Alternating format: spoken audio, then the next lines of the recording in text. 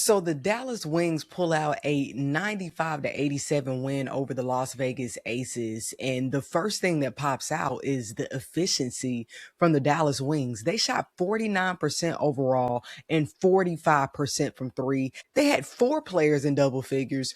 Three of those players had 20 plus points. And again, AZ Fudge showing up with a 20 plus point performance. I think that she just entered her name into the Rookie of the Year conversation. In her first start, she put up some strong numbers for the Dallas Wings. So now this conversation becomes interesting because Olivia Miles was just running away with it. But AZ Fudd has said, I'm here. What's so interesting about this game is the Aces actually led for the majority of it. There was a few times that I just felt like the Aces were going to eventually run away with the game. Beyond AZ Fudd getting her first start, Maddie Siegrist also got a start.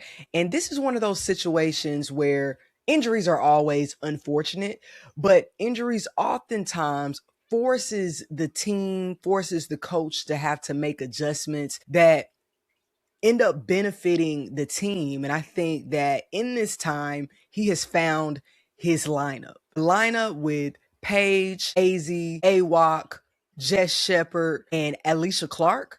That lineup worked to me. It gives them floor spacing. It gives them a defensive presence because Awak play really good defense on the GOAT. I just got to keep it a buck. Like Awak really bothered Asia's shot and it made her question what move to do. She has that height and she has the size. And if Dallas continues to use her in this way, it's going to be scary for other teams. Awak is having what looks to be her best WNBA season. If she continues at this pace, this will be her best WNBA season thus far. We talk about the post and Jess Shepard is just playing out of her mind. Another triple-double, a 20-plus point triple-double from a post player who tacks on 10 assists. This goes to show, again, putting players in a new environment serves them well. We didn't get this type of performance from Jess Shepard in Minnesota. And it works so well for Dallas because it takes Paige off ball. Even though I believe that Dallas is at their best when she's on the ball, everybody needs a break. And then you also need to throw new looks at the defense. So when you have Jess Shepard running point, that opens up the perimeter for Paige and AZ to go off. It just puts you in a really good place. This game, Dallas looked more composed when it came to the rotation. I feel like the balance in minutes was perfect for Dallas in this game. The guard lineup is so quick. I think that first step from AZ Fudd is very hard to guard. She really had her way. Whenever she wanted to go get a bucket, she could, and it started with that first step. It's just so quick, and then her release is just so quick. She doesn't even have to get a good look at the basket because that's the work that she puts in, and it's automatic.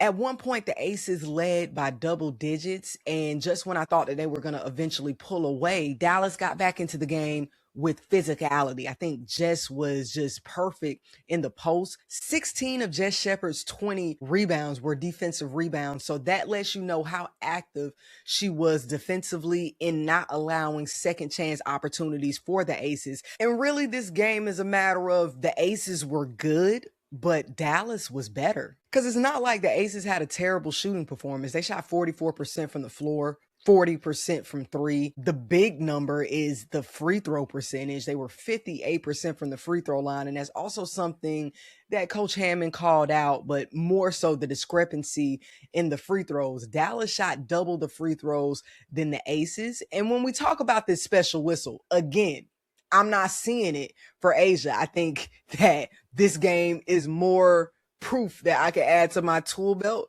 because y'all are not convincing me that the Aces have a special whistle because it's trending that they get the least amount of fouls called throughout this season. In Asia's 21-point performance, she shot one free throw. They had three players in double figures, somewhat of the usual suspects with Asia Wilson and Kennedy Carter, but Jackie Young joined the conversation, although she wasn't efficient. She shot 35% from the floor. She put up 20 attempts, which was kind of a lot for your first game back actually making a bucket, but she had 15 points, 7 for 20, and that's a good sign for the Aces that she was able to see a couple go down. She also added 7 assists. And last season, when Jackie Young has 7 or 8 assists, the Aces go on to win the game. Chelsea Gray struggled a bit with shooting.